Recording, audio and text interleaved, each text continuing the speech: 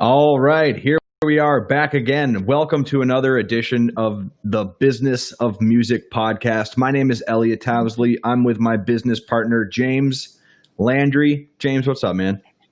Not much. How you doing? All right, here we are back. Not bad. There we are. James is listening to himself. I got a new light. I got a fancy new camera in here, so it doesn't look like I'm in a dungeon. So I think we're stepping the podcast up another level. You look good. Now they can. I look very white. Yes, very, very pasty. Well, we have been off for about 3 weeks. There's been a lot going on in the world, and we've been very busy. Really haven't had a chance to get back onto our little podcast grind, but we are back, and we are excited to answer some more questions about how we can help independent artists grow a music business and how we use data-driven marketing to help them do so. And we encourage anyone who's watching on Facebook or YouTube to ask their questions in the comments. We'll see them here and we can answer them. And then what we do is we go deep into whatever questions you have and we can post it on Instagram later. And it really helps a lot of other folks grow their own music business. So, James, one of the things that you had during a call today, we had a client who was asking about, the difference of a trademark and a copyright and when he needed to do which for which thing. Do you maybe want to give a little rundown about that guy's particular situation? Yeah. So the client wanted to know when he should copyright his label's name. And what I told him was, you don't need to copyright a name, a labeled name. A copyright is designed to protect a artistic work, a creative work. So like a song or a picture or something like that is a copyright. Now, when you're trying to protect where something comes from, protect a label's name, a source of an item, you want to trademark that. That is a item that a trademark is protecting your brand to say where the item came from. So Nike has a trademark on their name, Nike. Under Armour has a trademark on Under Armour. Sony has a trademark. Those are trademarks so that other people can't use that same name in the same way and protect consumers from becoming confused. And that's the difference, really. Copyright should always be used for your music, but when it comes down to it, your names should be trademarked to protect that from the source of confusion from other people using it.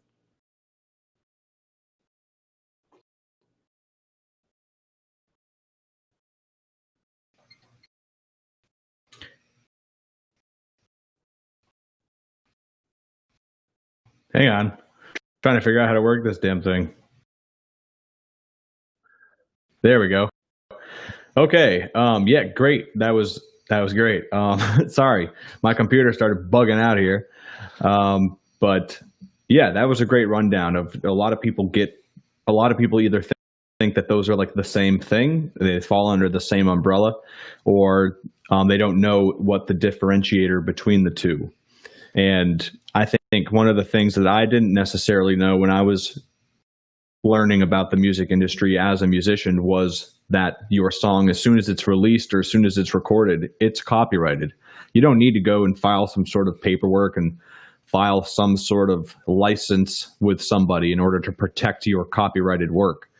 If the song itself is essentially a paper trail, and if that will likely be enough. If somebody blatantly steals your song, like, the paper trail will be there. You don't necessarily need to. The only time you'll need to file a copyright is if something like that happens and you need to sue somebody because they infringed on the copyright that was created automatically right from the beginning. Yeah. You can't file a copyright infringement claim against someone until you actually have the copyright in hand. And you can only go after someone for copyright infringement within 3 years of the incident occurring. Now with streaming, it's usually occurring continuously, so you can always go after them for the previous 3 years worth of damage. but you are not able to file that lawsuit until you get that copyright in hand. You still have a copyright, you just can't file with a court until you have proof. And that makes sense, really, because I know we've talked about this before, but if you were required to file for a copyright every single time you had to release a song, there'd be 40,000 copyrights a day in songs. And that's just like literally. And that's only in songs. Right. Yeah. Every picture ever taken, every picture drawn, every piece of artwork, everything. Scripts for a TV show is copyright. Our audio right now would have to be copyrighted. Everything would have to be. Government's already inefficient enough. No need to add more stuff for them to do. Right. Yeah, they can handle it as is. Yeah, and I think that's good for people to know, because a lot of people, we have seen people are like, oh yeah, well, I've got my copyrights in order now. Like I went and I got them filed, and I'm like, oh man, somebody tricked them into spending hundreds or thousands of dollars into, yeah, I'll get those copyrights for you. And like, I mean, it's not like it's a total, completely, utterly useless waste of money, but pretty close. And if you think about it, it's being very preemptive of it all. You may never have to file that copyright. The odds of your music actually being stolen are pretty slim.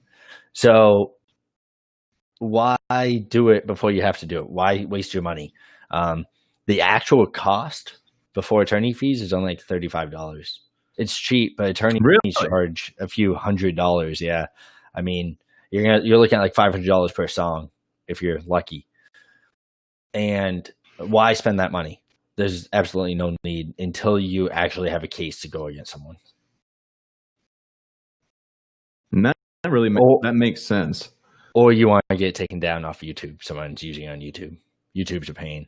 But yeah, it's not much money.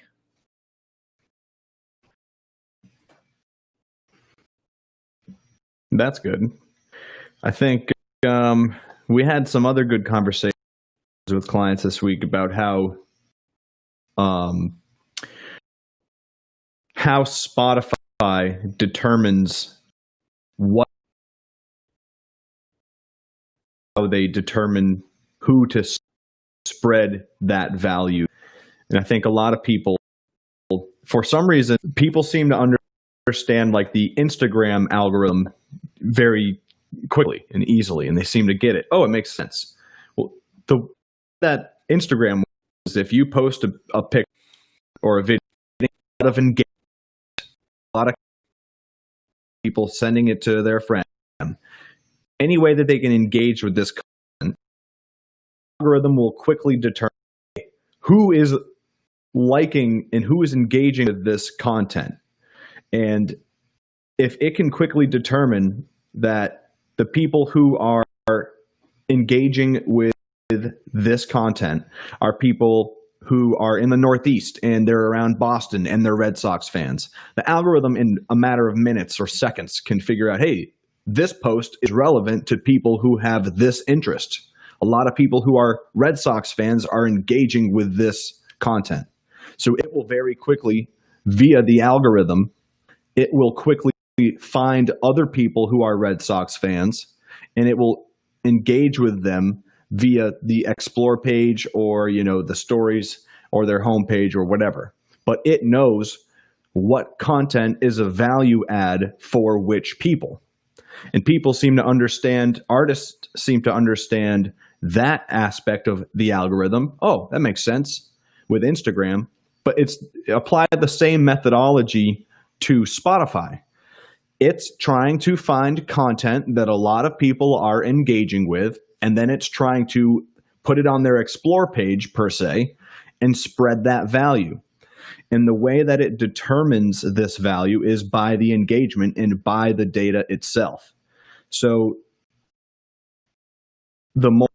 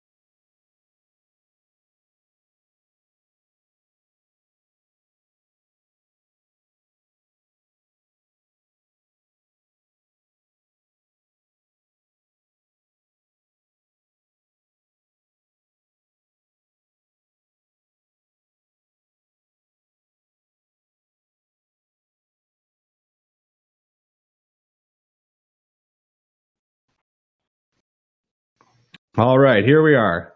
After some technical difficulties, we're back again. And hopefully, we are trying to figure out what's going on here. This is what we get when we've been away for 3 weeks. The internet doesn't like us anymore. All right, so I'll answer that question again, just in case. Yeah, let's just start from the top. Let's repeat the question. Okay, so here we go. Tyrell asked us a great question. He's asking, is there a time limit which streaming platforms must pay artists out by law? No, there is not. The Music Modernization Act came out and it has enforced minimums you have to pay, but it has not come out and said you have to pay within X amount of days that I know of. I don't think there's any law that says that. Most of them are 3 to 4 months. They'll pay your distributor after 3 to 4 months, but there is no time limit. I could imagine if Spotify came out and was like, nope, it's going to be 8 months until we pay you, that the government or someone may step in and make a time limit, but that has not happened yet, and I don't expect to see a time limit. Okay, yeah, and we had an interesting combo about if a streaming platform like Spotify did try to strong arm artists and say, no, we're going to hold this money for a year. I wonder at which point and how much leverage would the artists need to create before they got enough people to leave Spotify or get the government involved to do something like that. But these are all the kinds of things that musicians don't know, and they think that there is some sort of just standard way of doing things, and there isn't. Each and every deal is essentially unique, and there are some that end up being common, but if someone were to change a lease agreement, there is no this is different, or this is isn't what it's supposed to be, quote unquote. Everything is totally unique. I saw a quote today from someone on Twitter. He said his client asked him to rewrite the deal, and he told his client no, he has to go find a new deal, because these labels don't come to you with your interest in mind. So if you don't like what they're offering you, most likely they're not going to accept an attorney rewriting the whole deal. And it's a waste of everyone's time at that point. So if you don't like the base level of what's in that deal, you're probably better off moving on, because what they're trying to do is make money for themselves. And that's how the whole industry is really made. It takes a group of artists to actually make change happen. Right. Yeah. And I mean, we've seen even the biggest artists in the game don't have enough leverage alone to change everything. I mean, Prince was about as big as you can get, and he was very vocal against the standard music industry, and he publicly did, criticized the labels. And that's Prince. And if he couldn't really, eventually he was able to create his own leverage, but he still had to pull some strings and fulfill a deal. He couldn't just go off and do his own thing. Yeah, and well, even Taylor Swift wouldn't go on Spotify for a while, wanted a higher payout, and they just said no, and eventually she had to do it because she was not going to make money off of her music like she used to. People aren't going on iTunes to buy your music. Yeah. And no one, I don't think, there might be a few people, but the majority of people are not that dedicated to hearing a Taylor Swift song that they're willing to not go to what they're used to, which is Spotify. Mm-hmm. Yeah, I mean, and we've seen artists as big as, Jay-Z and Beyonce have exclusive title launches. And if people like Jay-Z and Beyonce can't successfully get out of Spotify, then good luck trying to do it on your own. And that just goes to show that really, it's not necessarily Spotify that, in just being alone has the upper hand. It's the fact that they have all these listeners. So in a way, of course, he has the company, but it's the market, it's the audiences that is the leverage. Spotify is just the gatekeeper to them. Yeah, and this Tequila writes in, and they're saying Meg Thee Stallion. She tried that, and it was a big deal. She had some sort of deal. She wanted to renegotiate halfway through, And they were like, well, you already agreed to this. It's kind of like sometimes you see like an NFL star into the second or third year on their rookie contract that wants to suddenly renegotiate. They're like, well, you already signed. Just because you're like really outperforming doesn't necessarily mean we have to renegotiate right now. You signed, like you took the risk that we took the risk too, and we ended up hitting a good deal. And so all these contracts do, all of them have the same thing. What Meg Thee Stallion did was what every other does. They go, I didn't know what it meant. It doesn't matter, because in that contract it says that you were going to talk to an attorney or you waive your right. And that is pretty much saying, even if you don't understand what it means, you're going to hire someone else, or you had the chance to hire someone else. You're not being forced to sign it. So never saying, well, I didn't know is never going to get you out. Just like football. No. Yeah. I didn't know my rookie deal was 5 years long. Doesn't matter. It does not matter at all. That's what you agreed to. Baseball is the same type of way. Every contract, your lease, you can't get over your apartment lease just because you went, oh, I want a better deal now because coronavirus. And now I'm here more. I don't have to be there anymore. I don't have to work in Charlotte. I want a better deal. Well, that's too bad. Like, you're still paying for your lease. Right. Yep. And just imagine if Meg Thee Stallion had got to half of what she was able to do totally independently. And then she went in to go negotiate a record contract halfway through rather than before, when she had no leverage or very little. And record deals, record labels at that point very much will kind of give you a take it or leave it kind of deal, because you don't have any leverage to really negotiate. And we talked about this earlier. You know, talent alone is not enough to just secure a record deal, or you might be able to get an investor, someone who believes in you, but like the full scale record label, like what you're dreaming of like a huge, big music career, isn't going to happen just because you're super talented. Like, you need to have an audience. You need to have something other than talent, because talent alone, and we see this all the time, really, really, really talented artists don't always have the biggest fan bases. It's almost more likely that artists who are okay, but are like marketable or really have some sort of skill outside of the music, that can create a fan base that entices record labels, entices sponsorships, like getting on the NBA 2K soundtrack or a sponsorship with Sprite or something. Like, they don't necessarily care how talented you are. They care how much like clout you have. Well, it's no different than a business. You're not going to, if we want to sponsor someone, you want to buy an advertisement. You're not going to buy an advertisement for a baseball team that has no fans. You want to buy into it when there's fans there to see it.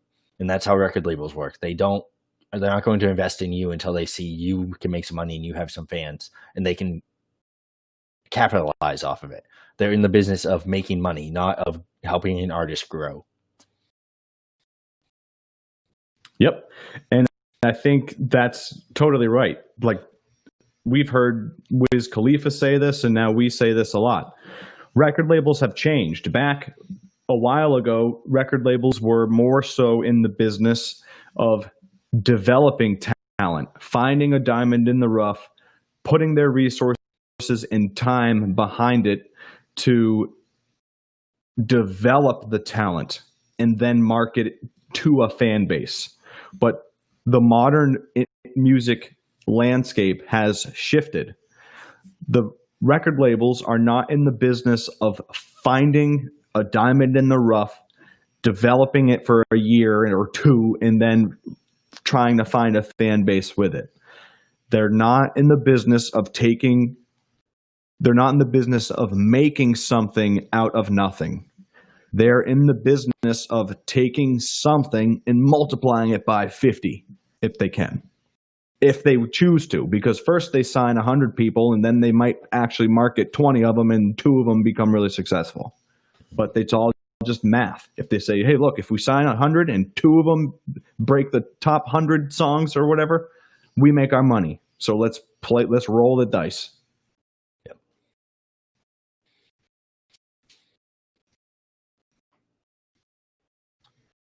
What was the first album you remember buying with your own money? T.I. Yeah, T.I. I remember that. Hustle I Man? had M&M's, obviously, but no, T.I. What one was that? That was, I don't know. One with the Rubber Band Man? Yeah, I think so. See, we were always, LimeWire was a big thing back then. So the odds of buying a CD were slim to none. Yep. What about you? Yeah, trap music, I think, was the first album, the first parental advisory album I remember buying was the documentary by The Game. Mm-hmm. And I was in like 6th or 7th grade. And that album was awesome. That album was awesome. Like peak G Unit days and like peak 50 Cent. He was on the hook. And like Eminem had a verse on that album. That album was awesome. And yeah, I remember getting LimeWire, and LimeWire was ridiculous. That was Napster and LimeWire really changed. That's actually an interesting topic. Let's talk about how Napster and LimeWire have completely changed the way that music, the business of music, is done. Like we talked, one of the biggest things that it's done is it's changed the landscape from albums to singles in many different ways. And the first perspective I want to bring up is from the consumer perspective. Because before Napster, before LimeWire, before iTunes, if I wanted music and I had to buy it, and if I'm an artist and I want to sell music, nobody is selling, a single at a record store because people weren't going to spend, their money on one song. People would go to the record store once a week or something. And then as a consumer, if I only have a limited budget and I'm going to buy a handful of records, like I'm most likely going to buy the record that is a full, complete project that I can listen to the whole thing and enjoy the whole thing, because I only have 8 records. And if I'm going to listen to them, I want to make sure I like every single song, or at least most of them. So bands knew this, and bands and artists and singers, whatever, would spend a lot of time developing one really great project from like top to bottom. And like the intricacies and like how they recorded it, it seems just like music, they spent so much more time on it. At least in terms of like the full project. And then it slowly became, once it was really easy and accessible to get one song, now all of a sudden people don't want to spend $20 on an album because they can get one song for $1. And if I only like this, if some guy who has an album with 15 songs on it, I only like 1 or 2 songs, I don't need to buy the whole album for $20. I can just buy the 2 hits. So very quickly, people were like, well, I can just buy the songs I like. So then artists were saying, well, why are we spending all this time and all this money in 2 years developing one huge project when I can just make like one song at a time and sell 300,000 ringtones and make $1 a piece, and now all of a sudden I'm making more money on fucking ringtones than I am on actual selling the album or the song. So from the very quickly, like it switched on a paradigm, because consumers were only going to buy albums because I only got so much money. I can't carry 1 million songs on my computer. I can't carry 10,000 songs in my pocket on a phone. Those weren't like really around yet. And then like iPods came, Napster, iTunes, and all of a sudden now people could have 1,000 songs in their pocket, and bands or people as soon as they started buying one song at a time, it was about speed. You couldn't have your big band not put out an album put out music for 2 years. So it was like, hey, you recorded that song, let's put it out. And it went from a full project. People are only going to buy music from you if it's a full, complete project or if you have an amazing one-hit wonder. And then it slowly switched to, okay, bands needing to put together a great full-length project in order to sell anything, to all we need is one catchy song. A big part of what albums were too, where it was cost effective for the labels. They could put out 25 songs for the same cost as one. So labels were driven by albums. They were really just putting them out in front of everyone. And then, like you said, the whole, now you don't have to listen to all of them. You don't have to buy all the songs. You just buy one song for 99 cents on iTunes was a big difference. And then what streaming did was it made it so you can just pay a flat fee upfront and listen to as many as you want. So now you don't feel yourself buying each song. Each stream is buying it. And what you're really doing is each stream, you're paying for each stream. Instead of just paying 99 cents to listen to as many times as you want, you're paying for each stream. And that's what streaming has really done. And what they did was they took away the whole Napster and LimeWire really made it so you didn't have to pay at all. But what they took away that effect of that switching hands effect, the psychology effect of someone going, I have to pay if I want to listen to the song, to, I just paid, I can listen to whatever I want. It just comes on my bank account automatically, $10 a month, no problem.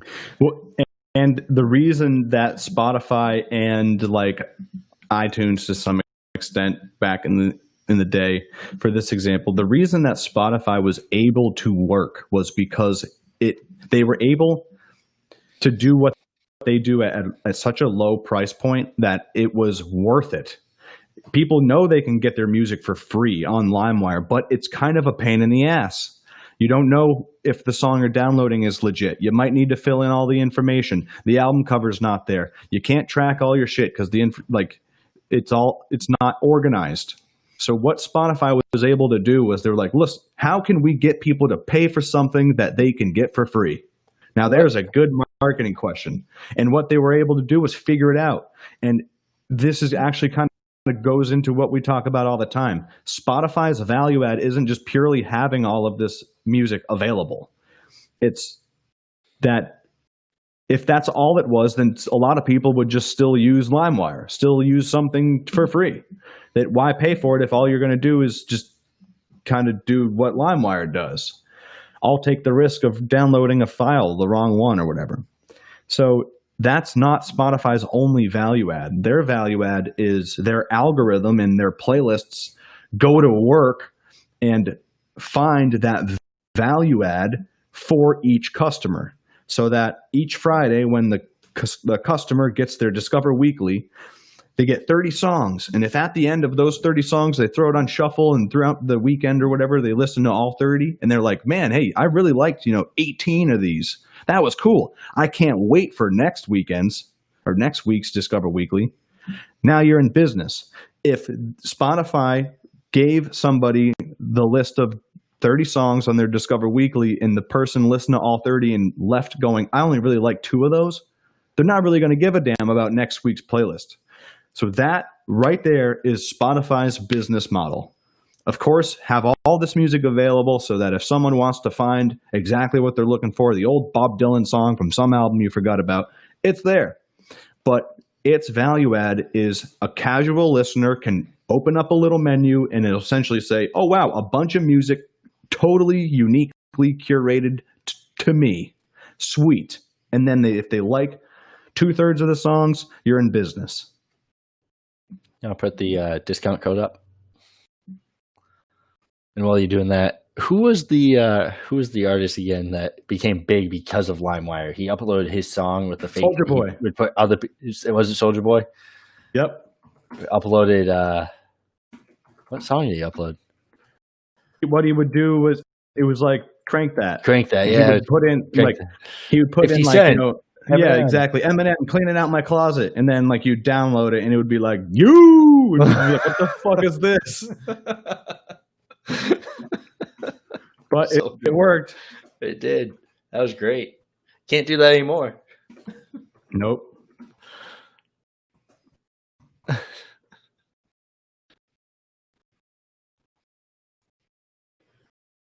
There we go. Okay, yeah. So today's deal of the day is buy a 1-month program, get a $175 2-week program for free. What you got to do is put a 1-month program into your cart, then add a 2-week program into your cart. On the payment screen, you can enter coupon code Manny because today is the 24th, and Manny Ramirez was the man, still the man. I think he's back playing baseball in like North Korea or something. What crazy guy that guy is. But yeah, so use coupon code Manny, MANNY, and you'll get $175 off and get a free song and a 2-week program. I saw a picture of Manny recently. He didn't look that good. He looked No, pretty old.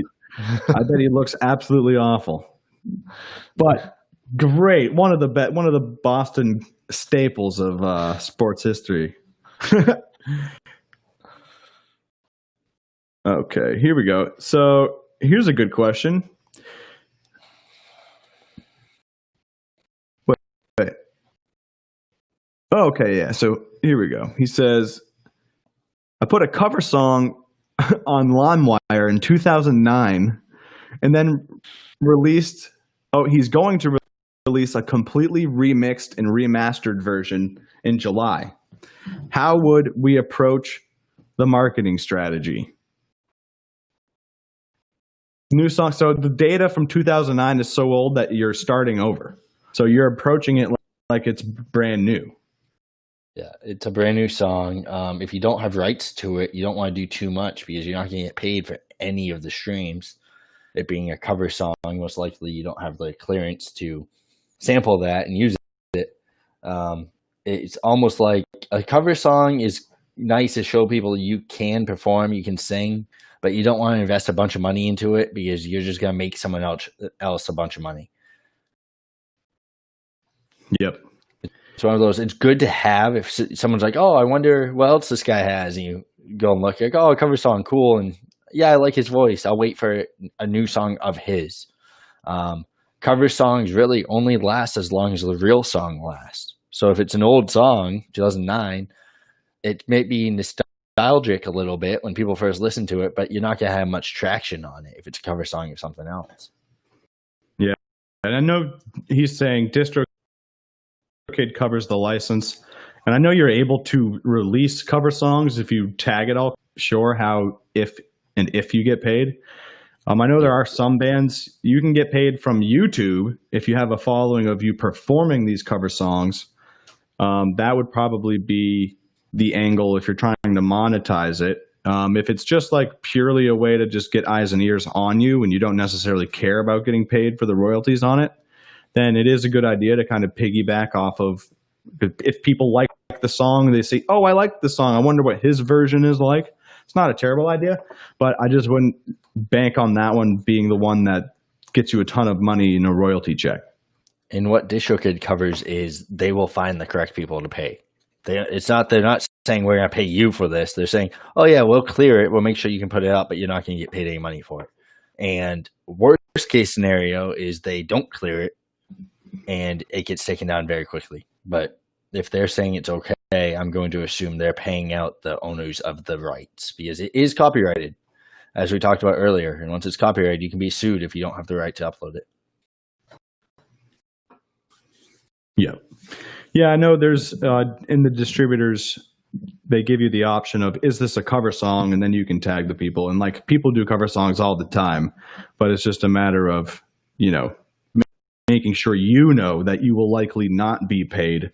And if you're not accepted and you distribute it anyway, you could end up getting in some sort of trouble. It's just like YouTube. If you upload a video with a song playing in the background, they can flag the whole thing and monetize it from you. And that's all they're going to do on these distribution platforms. Right. Use you as a form to generate streams that then they take their royalties from. Yeah. But not a terrible, I know this one band called Voice Avenue, I think is their name. Like, they come up on my shit all the time, and it's always like, oh, I like that song, I'll check out their version. So like, I'm aware of them, and it definitely works. but I don't know if they're getting paid for me listening to it directly. Probably not. But then I do check out their YouTube, so it can all work. But you just need to know what the system is so you know how to play the game accordingly. Yeah.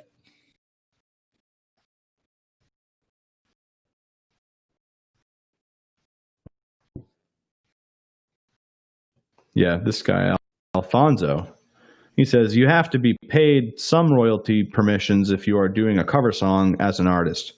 This is a professional procedure. I had to do that. Now CD Baby provides the service of those permissions.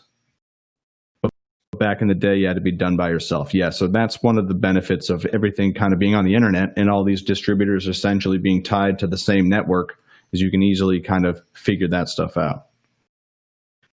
But yeah, as long as you know what the game is and you're saying, okay, yep, I understand I'm not going to get a lot of royalties, like it's just for attention, then like go for it.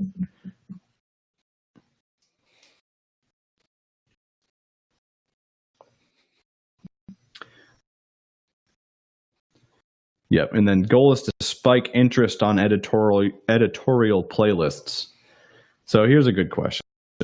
James, how do editorial playlists on Spotify actually work? And can artists actually get in by submitting to Spotify, 3 weeks before? If you have hundreds of thousands of fans and followers and you submit your song 3 weeks before, you have a chance because the algorithm is going to pick you up and you're already popular and they know people like your music. If you are releasing your third song ever and you have 400 followers or 400 fans, you have a better chance of winning the lottery than you do making an editorial playlist. They're not going to put anyone in there that has not paid as part of a label, who has ownership share in stake in Spotify, or the algorithm automatically picks them up all the time. Someone like Russ will get in those playlists because he has hundreds of thousands of listeners and avid fans, and they know that people will be happy to listen to his music. Spotify is never going to take a chance and just do you a favor just because you uploaded a song 5 weeks in advance. They don't care. They're just trying to keep their listeners happy. They don't care about you, the artist, and that's very apparent by how much they pay you. You have to remember that when it comes time to they're asking them for help. They're not going to do it without getting paid. And most of those spots are bought by labels to begin with. Yep. That is a good breakdown. Exactly. If you already have enough of an audience, you'll likely be on editorial playlists because they will see the value add in this, and they'll be able to see that if you have a following and you make it on some sort of playlist, and then you get to tell your followers, hey, look, I'm on this playlist. Now they get something out of it, is in a way part of what they're looking for. But they're never going to grab somebody who has 900 monthly listeners and put them in Rap Caviar. It will never happen. And it will never happen.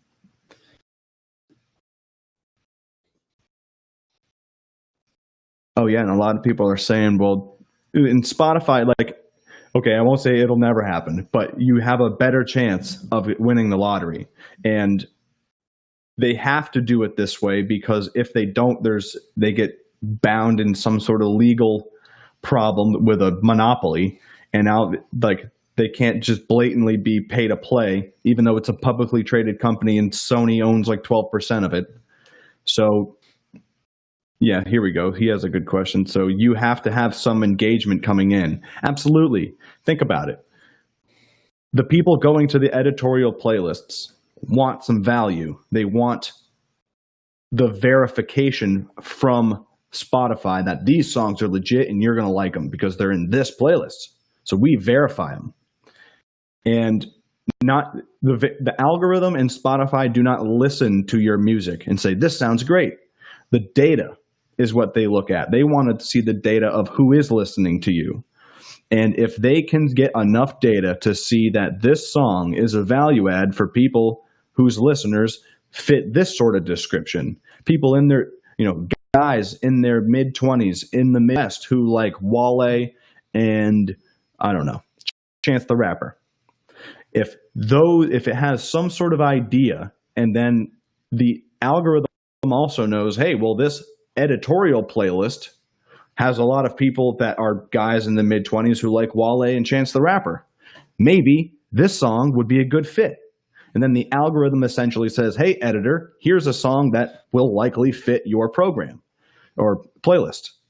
So although the song is chosen by a human being and editor, if they didn't hear the song themselves in the barbershop or walking down the street, it's likely from a list that was initially generated by the algorithm. So if an editorial playlist has 40 songs in it, and the editor can fill out 20 of them just because he's in the know and he knows how to find good music and he's found 20 songs that fit. Well, he still needs to fill the other 20. So he says, hey, algorithm, you know which playlist I'm looking for. You have all the data on who's listening. Find me some music that would vibe with my listeners. And then the algorithm in 2 seconds goes, okay, and here's a list of 40 songs. Pick 20.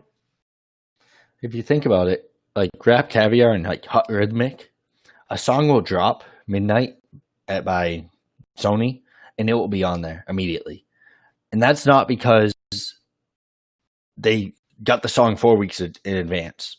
That's because Sony bought it, and they said, yep, you got your spot. Or it's because, oh, Drake uploaded a song.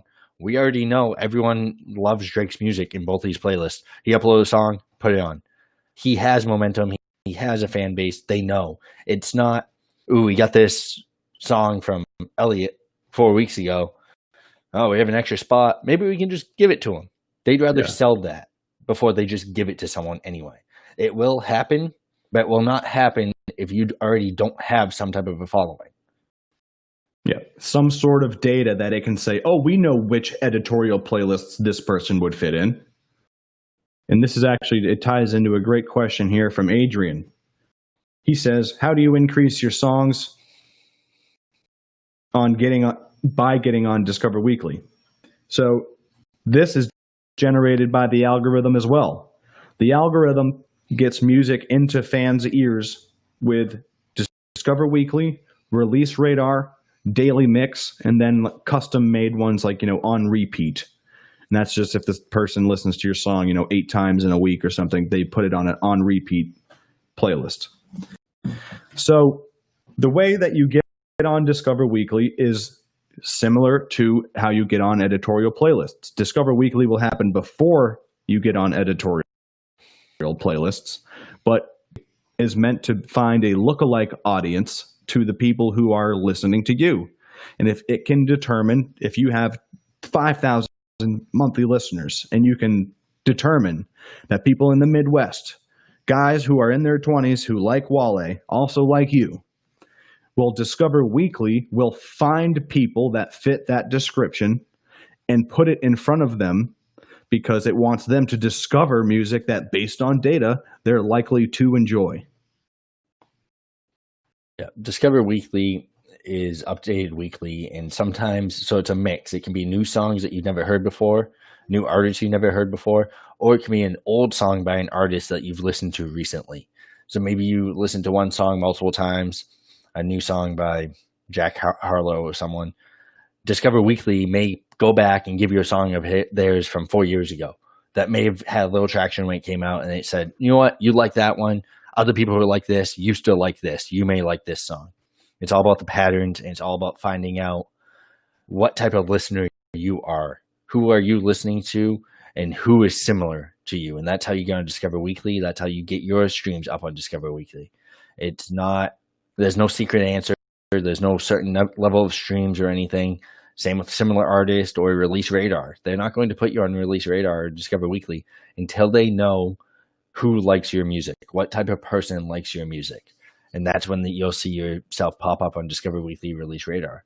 And now when that first happens, it'll be maybe 5 streams. And then the following week, maybe it'll go up to 10. And now if of those 10 people, 8 of them like it, you'll likely see that number jump up to maybe 30 or 50. But if of those 10 people, 2 people like it, Spotify is going to stop the promotion. They're going to realize this song is not doing what we thought it would in front of this group. These people don't seem to be resonating with it. we are not going to push this anymore until we find more data, because they're not in the game of guessing. They want to keep listeners happy because listeners pay them. Yep. And the difference between Discover Weekly and Release Radar, they both operate the same way in terms of how they analyze data and find a pattern with it. But the difference is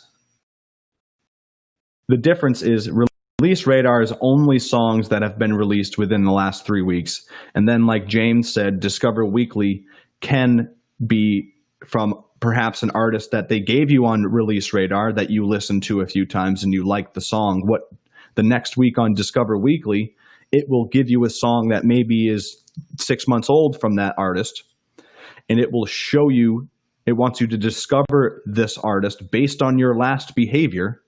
It's likely that you'll like this guy or this music too. So, that's a good question. Here we go. David, what's up, man? He's got a good question. He says, I'm currently running a 2-week campaign for an original with DNA. What kind of data are we going to extract from the campaign? I'll take it. I thought you would. Yeah. So the data that we're looking for in a 2-week campaign is really, the 2-week campaign is meant to be a way to start to test the market, start to test the program, and see that the streams and all the data that's coming in is indeed verifiable. We know there's a lot of, BS promotions out there when it comes to Spotify. We know people are skeptical and they're hesitant to dive all the way in. So the 2-week program is really a way to kind of test the waters a little bit and see that the data coming in is indeed verifiable. Now, the 2-week program will put one song in 3 to 5 playlists, kind of depending on how they're cut up, but the total audience size will be about 20,000. And it will place that song in front of those people for a full 2 weeks. And over that 2 weeks, you're going to start to get some streams, some monthly listeners coming in. And what we're going to be looking for is start to fit a general description of what your target audience looks like. Spotify only tracks the data from people who do listen for a stream. A stream is anything past 30 seconds. So if people listen for 5 or 10 seconds and it doesn't vibe with them and they skip, it's not tracking that data. And that's good because you only want to find people who actually do listen. So what we're going to start to be looking for is generally how old the people are that are listening to your song. How many of them are saving it? How many of them are following you?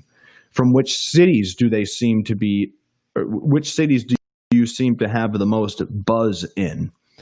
And over time, Spotify will take all of this data and it will start to determine who your fans also listen to. And all of these will provide more targeting for you to run ads with on social media. If instead of targeting, people who listen to hip hop in the world, well, if we start to figure out that your fans are in the 20s in the Midwest and listen to Wale, well, now it's a lot easier to run ads at a target audience. And that data, the more that you know about your target audience, the more that Spotify will start to learn about your target audience and make it much more likely that you start to appear on things like Discover Weekly, because it will start to understand who your content is a value add for. And you have to remember, just like any advertising, if you only run advertising in one spot, your data is going to come back reflecting that. So if you run 2 weeks of advertising on Instagram and you target people who are 35 to 40 in Atlanta, that's going to be the data you collect. So the best thing you can do with 2-week programs is compare songs. Figure out what song should be your lead song. What's the retention rate on your song? Meaning, what's your save ratio? If you can find that and then start to compare across songs, that's when a 2-week program becomes beneficial, because you can test multiple songs 2 weeks at a time and figure out, okay, this is my number one song. This is my lead song.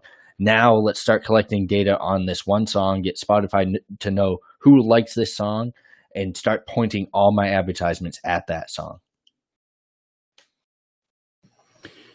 Yeah.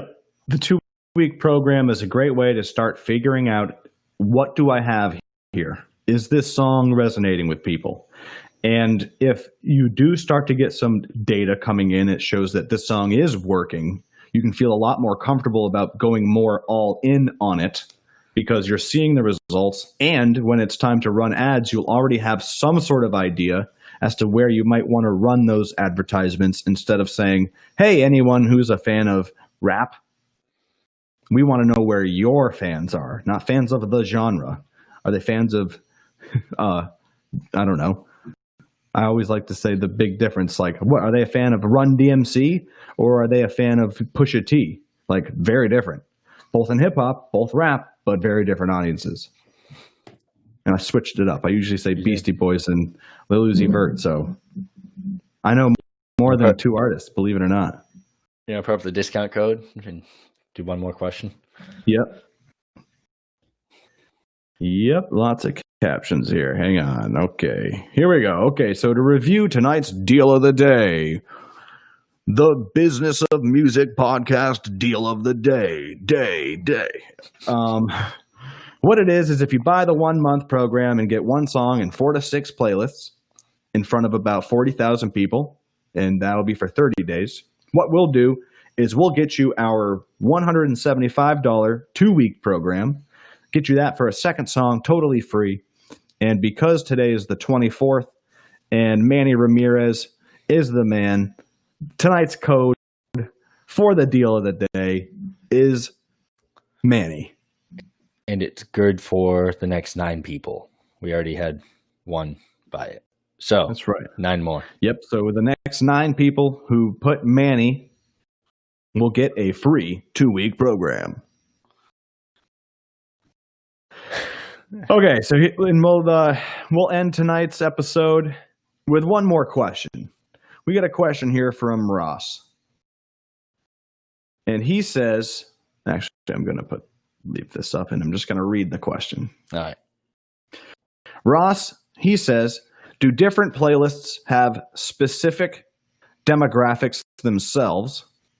Is there a reason the playlist wouldn't have everyone represented? Yes. Yeah. So Spotify playlists will go to everyone. Anyone can listen to a Spotify playlist and it will be exactly the same for everyone. Outside of that, independently curated playlists are owned independently. Spotify doesn't promote these. They promote them themselves. These businesses promote them themselves. Now, since it's not presented to everyone and put on their main screen, people have to go find it. And really, the people going to find it are the originals on Spotify. People who have used Spotify for a while and know that you can search and find new playlists can find these playlists, or through advertising. Just like everyone advertises, if you advertise, you can pick the age range. So if you think about it, most likely it's a randomly selected sample that would match the randomly selected sample from Spotify, which is I think the age range on Spotify is like 16 to 32 is the peak, somewhere in there. Most likely it's around there, but you're not going to have an even spread of people in the world. It's not going to be the biggest cities ever on that playlist because they're based on word of mouth and advertisements. And curators want to run ads at cities where they think they can penetrate. And if they already have some listeners there, it's much easier to spread a song or a playlist in a city where you already have some traction. So if an independent curator made a playlist and it had 100 people in San Francisco, you'll probably see that start to grow outside of advertisement just by people talking to other people. Like, hey, have you checked this out? Have you heard this playlist before? I listen to it all the time. And if they see that working, they're also going to run advertisements. And if they run advertisements on Instagram and someone who already listens to it goes, oh, hey, this is the playlist I was telling you about, and shares it, that's how you see the organic growth within these cities. So you'll most likely, it will have an organic growth of age range, but it's not going to be representative of the United States and the cities in the United States. It's not going to be New York City, Miami, Florida, LA. Yeah. I can't even name big cities anymore. Boston. Right. And if you think about it, that's not how anybody tests. That would be great. Don't get me wrong. If we had a playlist, if anybody had a playlist that could accurately represent like the United States and everybody in every genre, that would be fucking fantastic. But that's just like not gonna happen.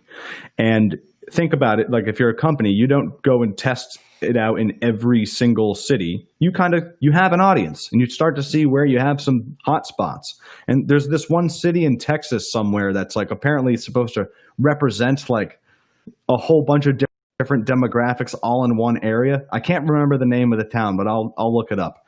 And companies go there all the time to test new things because this particular like target audience there is so eclectic and so like representative of a greater audience that they often go to this city.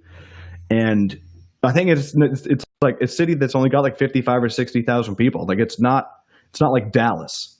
And it's and they cheaper. go, yeah, right. And because you want to test, let's test a focus group. Let's try to get as much representation as we can, because it's a lot more affordable to test one city than it is to test 80 cities across the country. And the playlists are a great way to cast that wide net to figure out where you might have a sweet spot and where you don't. Sweet spot could be in Minneapolis with females who are 28 to 32. That could be, you could have a whole ad campaign around that demographic. You could have a second demographic where this second song of mine is resonating with people who are 18 to 24 in Los Angeles. Okay, cool. Are you going to advertise to both groups the same way? No. But it's good to know which group likes which song, and then you can start to approach, well, how do I reach this group differently than this group?